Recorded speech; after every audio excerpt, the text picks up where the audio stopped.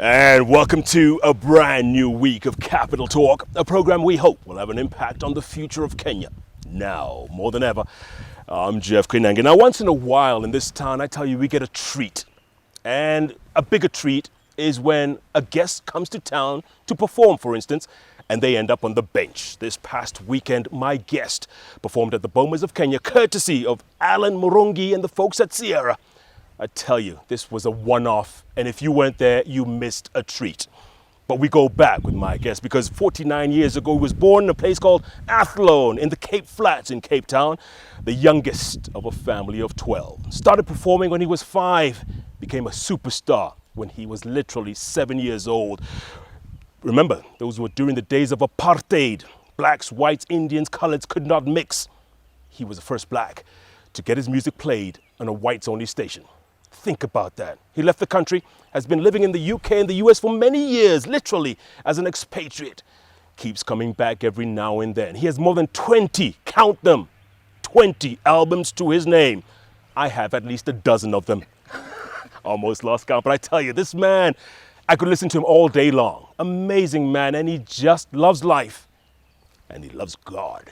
But it took a while for him to find that God. Sit back, folks, it's a Monday. Listen to the superstar himself, Grammy Award nominated artist, jazz musician, soul, pop, R&B, you name it. He's the man. 2 initials, JB, Jonathan Butler. My brother. How are you, man? Good to see you. Good to see you again. Looking great, man. Man, you know, I've got 3, 4 women in the house. I better look good, you know, otherwise I'll be criticized.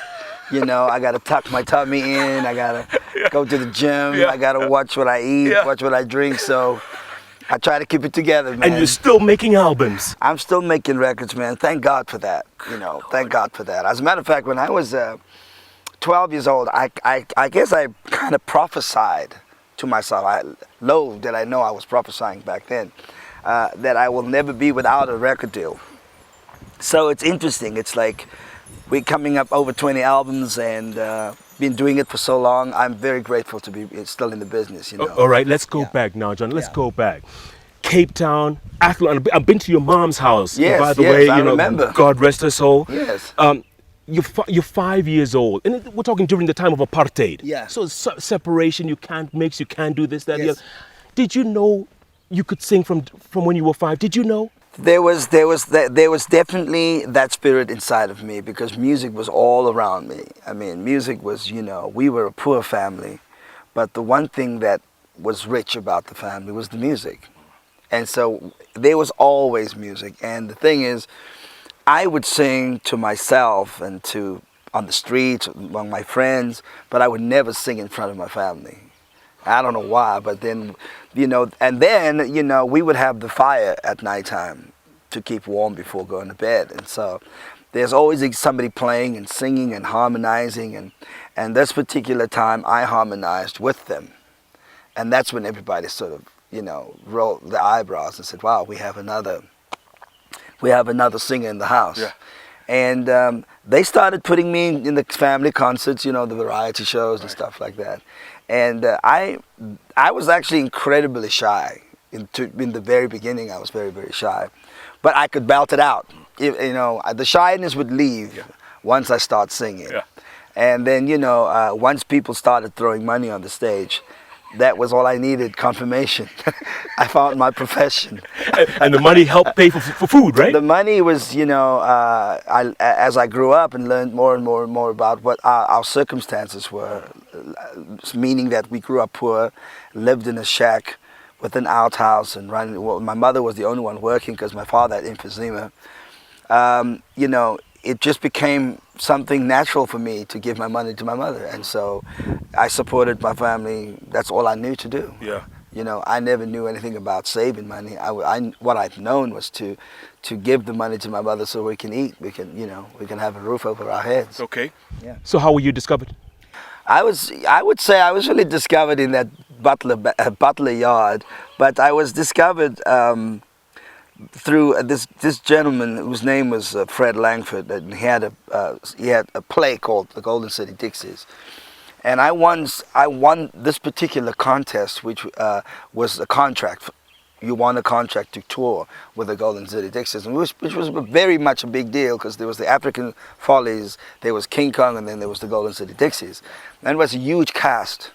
I mean, it was a huge cast, and we would go to Namibia for months, Zimbabwe for months, play in the City Hall in Johannesburg for months, and that's when I got discovered. And then I guess I was discovered a few times because during that course of my career, I was doing the play with the Golden City Dixies, and I'd come home after a few months and then play with bands and do variety shows. So I sort of became a household name in Cape Town. And Clive Calder then discovered me from Jive Records and wanted to make a record with me. This is now when I'm 12. Yeah. And the rest is history. The first song was, I sang it for the people last night, Please Stay. And I was making fun of it. I said, what does a 12-year-old know about love? But anyway, I got a gold record for it, and I got a Psalm Award for it at the age of 12. Yeah. And that's when everything began. Clive Calder really, he was really like the guy that put me on the map in terms of becoming a recording artist. Listening to yourself on the radio. Yeah. Your voice, your song, your hit. Yeah. When you're 7 or 12, whatever it was. That's exciting. Yeah. That's really exciting. I mean, there was Richard John Smith, and there was the Invaders, there was Percy Sledge, and all these guys on radio, and there was this kid called Ronnie Joyce that was on radio, and Lionel Peterson. And when I heard myself on the radio, it just kind of like blew me away. I was like, this is great. This is all I ever wanted to do, was be on radio. But I had no idea that the success and the fame would follow. And can you imagine growing up a child in poverty, who comes from poverty, lives in a shack with an outhouse, 12 brothers and sisters, nephews and nieces live in the same compound with you, and here you are, the most famous kid in the country, but you're living in a shack. That's a tough call. How'd you handle that? Yeah. That's pretty crazy. Looking back on that, it's like, Mom, how did we do this? How did we do this? Of course, I mean, my idea was like, you become famous and you live like this. You kind of live like this. But it was a tough. There were some tough decisions and choices that had to be made. And drugs were involved too, right? Well, think about it. I'm on the road at the age of 12. Now I'm making records, I'm making hits, and now I'm touring constantly. And I'm on the road with other kids and other grown-ups, and all they're doing is smoking weed, drinking, having sex. It didn't take long for us to start experimenting with weed and alcohol and sex. And once we got there, once that door opened, there was no return for some of us, And the only thing that rescued me was salvation, was giving my heart to Christ. But that took a while, didn't it? That took a long time. I mean, before that, I felt music was the one thing that I could hold on to, that was my salvation, because whenever I overdid something, like with mandrakes and weed, and I started going through a process where I was getting very sick. My body was rejecting these drugs, so I was getting incredibly sick. And this is crazy, but somehow God sent this guy into my life, and he called himself my #1 fan, and my late brother-in-law, and we really connected, and he was instrumental in leading me to Christ. But it took a long time. I mean, I was hanging out with Becky Msuleko, Alan Quella, Duke Makazi. I was hanging out with all these guys from Johannesburg, and Stompy and Rajabani and the Rockets, and this. I was hanging out, and because being the youngest in the show business, I was growing up in front of all of these guys, and they could all see what was happening to me. And being stubborn was a very negative trait, a bad trait that was in my character, was the stubbornness, to not listen. Right. And I surely listened when I gave my heart to the Lord. I finally listened, you know. And my life is what it is today, to the glory of God. Yeah. Your gospel album, I really love that one, man. Did that come Are later? you talking about Brand New Day? Yes. Yeah. No, that was later, but there was That was another later. gospel album back in the day. There was the Worship Project. Right. There was a Gospel According to Jazz with Kirk Whalum. Then I did Brand New Day. Then I did Gospel Goes Classical with Juanita Bynum, which was like one of my favorite records. Yeah. My favorite is Introducing Jonathan Butler. Oh man. Was that 87, 88? Yeah. Introducing was my Lord. I was skinny back then, man. I was like With the flat top. I was like with a flat top, skinny. You know, gone are those days, man. Gone are those days. Yeah. But there's some good songs in there, like Berenice. Berenice, yes. Berenice, Thinking of You. Yeah, Thinking of You. Gentle Love. There were some great songs. Yeah. Crossroads Revisited. Crossroads, Yeah. And you know what's great about that era is that was an era where we were proud to let our music be where we're from. You know, it expressed to people where I was from. Yeah. And I think that is sort of something that's kept an incredible light and inspiration even now in the States, because people love when I go home and share that stories, you know. So yeah. And the other thing is, Jonathan, you never forgot your home, because a couple of albums later there was Heal Our Land. Yes, Heal Our Land. Yeah, that was during the struggle, when it was really at the height of the struggle, and you know, a lot of killing, a lot of torturing, a lot of violence. And I was in London, and I was at church, and I really heard I heard it clearly, God giving me the song Heal Our Land. And I went home. I met up with I'm sure you would know this guy, Labi Shifri. Labi Shifri. Did something inside so strong. So we connected, and as a matter of fact, we wrote Sing Me Your Love Song together. We wrote Heal Our Land together, and it was a very important song for me, because, you know, it was a time when people were saying, man, why aren't you writing political songs? Why, as a South African, there's so much going on in your country, why don't you, you know? And I still firmly believe my weapon was love through music, you know, and reconciliation and unity. Yeah. That was my weapon.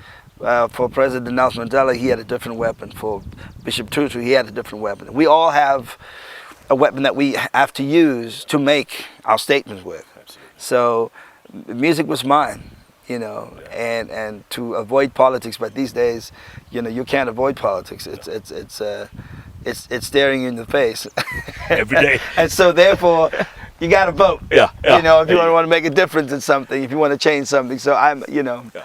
The more I'm living in the States, the more I'm getting, you know, a handle on this political stuff. So. The other thing people may not know, people who have not seen you perform, you're a rare jazz musician, because you're a left-handed guitarist. I'm a lefty, yeah. And you were telling me about that story. Remember in LA at the club? Yeah. Where you would go and improvise? Yeah. And there used to be right-handed guitars. Yeah. Go on. I love that story. It's a lot of guys, you know, when I go to a club and they want to jam and they say, hey man, come and sit in with us. And I always refuse. Look, you playing a right-hand guitar, man, I can't take your guitar. They'll fuss and fight over it.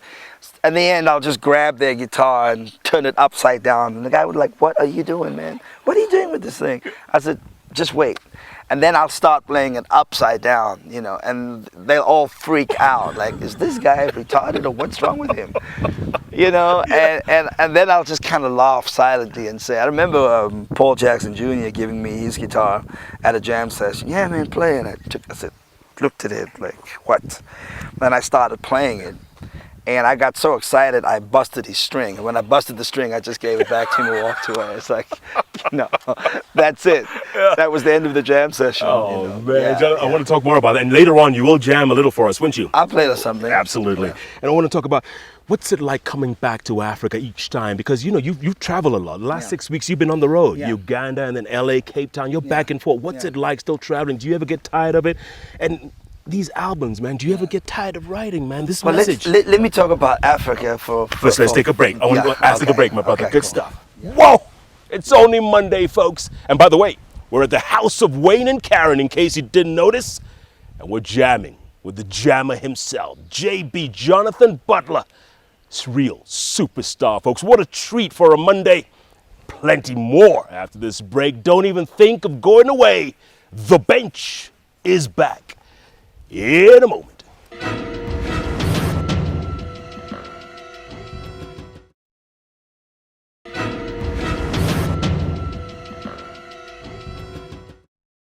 And welcome back to Capital Talk. It's only Monday, folks. What a treat. That's all I can say. What a treat.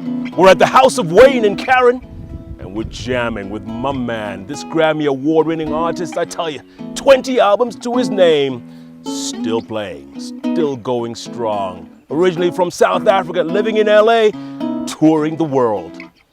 Jonathan Butler on the bench. Something fresh for Kenya. I love it. On the bench and they will. On the bench today, it's true. Talking things about yesterday. Tomorrow seems brighter in all our way. Tomorrow's brighter, tomorrow's a better day. On the bench I'm sitting and talking to you. Talking about flowers and the things we go through. What else is there but the smiling face? Let's talk together, make this place a happy place. Oh man, what a Did guy. I just write that? Right there. Oh, I did write that, yeah. Send me the royalties. Right there. You're so talented, my brother. You're so talented. Oh, thank you, man. Praise God, man. But you know, okay, speaking of God, Yeah. it took you a while to get to him, didn't it? It took a while. It took a while for him. He was always there, and what's cool about the Lord is that He's patient. You know, He's patient in waiting for you to get yourself together, abounding in love and full of mercy. I mean, that's the kind of God I serve. You know, Yeah. that no matter what I go through, you know, He says it's all right, it's okay. Keep your head up, keep the faith. He's that type of God that's patient. And you've been literally, Jonathan, you've been through hell and back, haven't you? Yes, I have been. Yes, I always say it really depends on how a person handles things, no matter how difficult, how many obstacles you face. I think these are the things that shape our lives and can either make us great or it could make us fold, you know. And I've chose to, through the Word of God and through having great men of God around me, I've chosen to, when things are really, you know, not looking good, to either be silent and be in prayer or go to my instrument and work it out. Yeah. And having a wife like I do, she's she's always somebody that I can just, if I want to cry about some stuff, if I want to open my heart about some stuff, she's always the one that listens. So, and the thing is, man, over the years, you know you've been around certain corners, so you got to be able to anticipate what's going to happen when you get around there, instead of letting it catch you off guard all the time, you know. Yeah. And your latest album, So Strong, Yeah. is part of it is dedicated to your wife who Yeah. was diagnosed with cancer. Yeah, and survivor. That must have been rough. Yeah, it was rough. I was, you know, can you imagine? You've been married 28 years, and you know your partner, your friend, you know, is diagnosed with cancer. That's a serious call, you know, and her being so incredibly strong, it's like, let's get this done. Yeah. And praise God, man, when I got the call from the doctors, you know, that she's gonna be fine, it was like I was overwhelmed. Yeah. It's another test. God was testing you Oh, again. absolutely. Testing us to trust Him implicitly, you know, when your mind cannot comprehend it, when your strength fails, you know, trust in the Lord with all your heart and lean not on your own understanding. I mean, when I don't understand it, I still have to trust. That's kind of deep trust. Yeah. You know, that's the kind of trust, it's not for kids. It's not for kids. What do you tell people out there? Because they go through trials and tribulations on a daily basis, Yeah. Jonathan. You know, whether it's Cape Town or Nairobi, Yeah. they go through hell every day and they want to give up. Every Yeah. day they want to give up. They say, I can't take this anymore. Yeah. God, why me? Yeah. What do you tell them? Well, you know, at first I wouldn't say, God, why me? I said, you know, because there's a scripture that says, you know, many are the afflictions of the righteous, but God will deliver them from them all. And there's also scriptures in the Bible that talks about, you know, we shall have many struggles in this life, but look, behold, I have overcome the world. I still believe we can have the victory if we give it up to God, if we give it to Him, and not try to carry it around with us, we can have the victory if we give it up to God.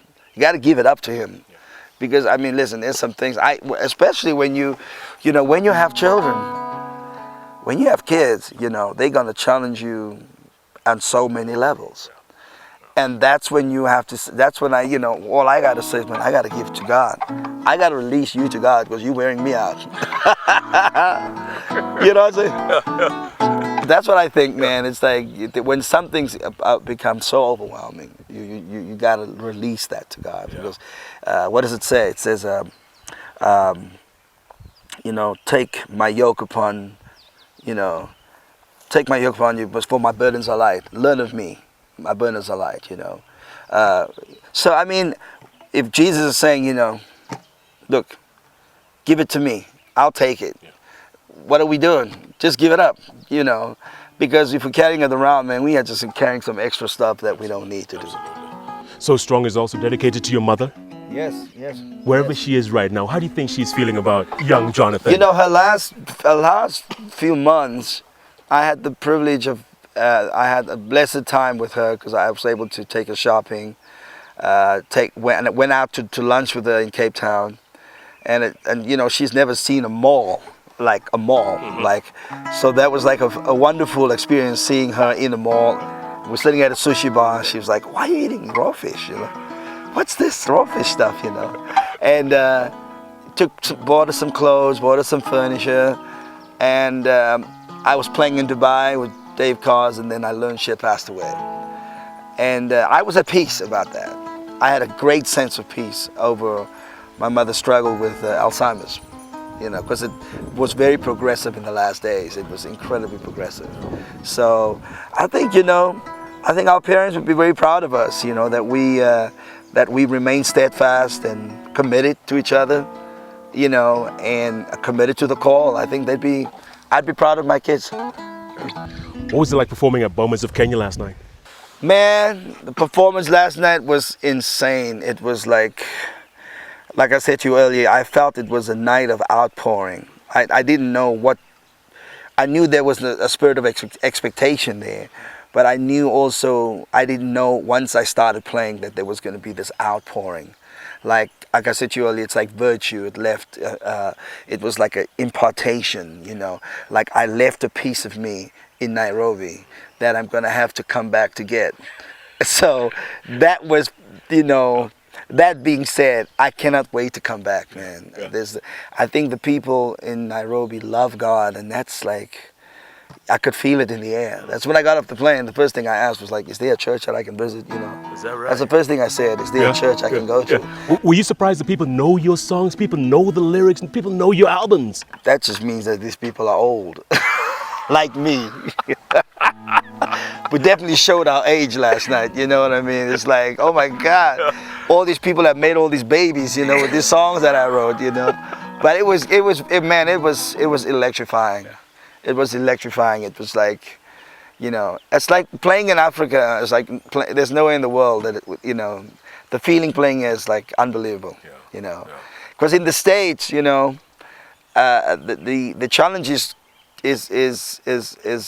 turning people on to that time when I was 12 years old, 22. Whereas here, it's like I feel like people have grown up with me, so they know the songs. They know Seventh Avenue. They know seven. Yeah.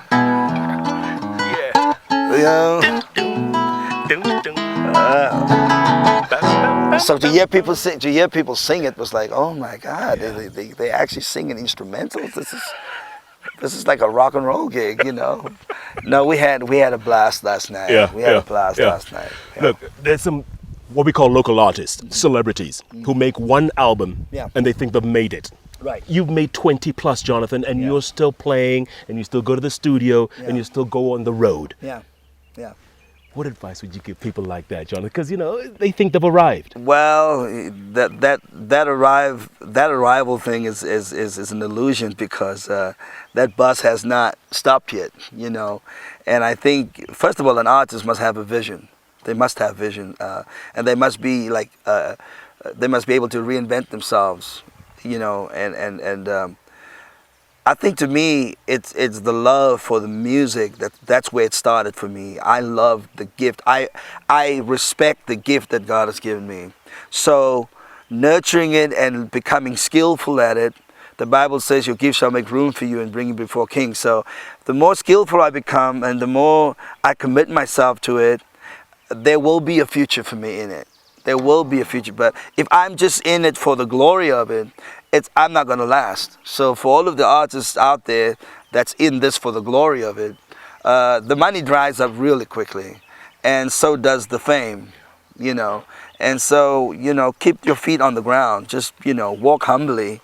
And, you know, even though your first album may be a smashing hit, your second album is always going to be your challenge.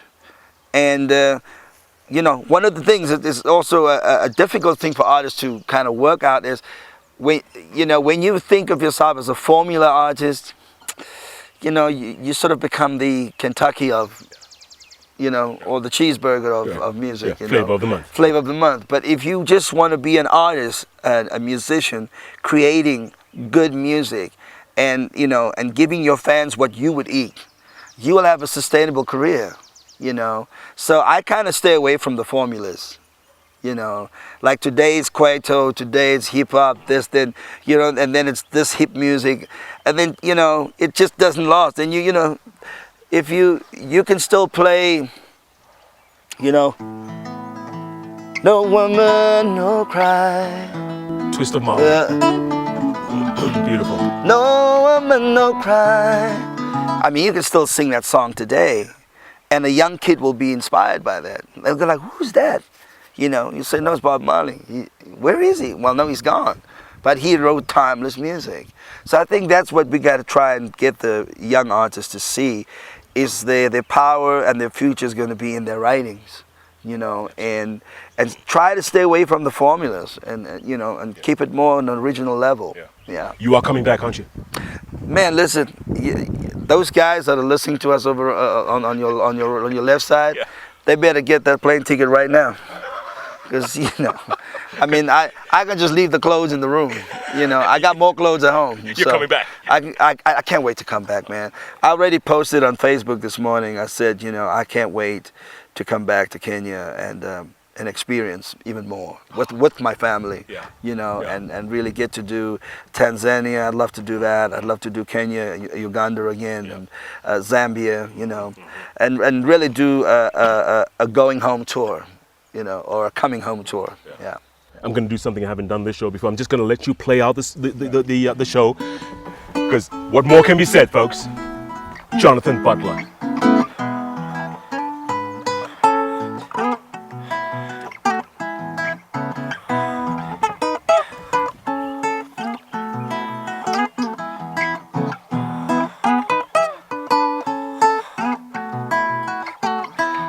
Where we are, all Kenyan. All the time.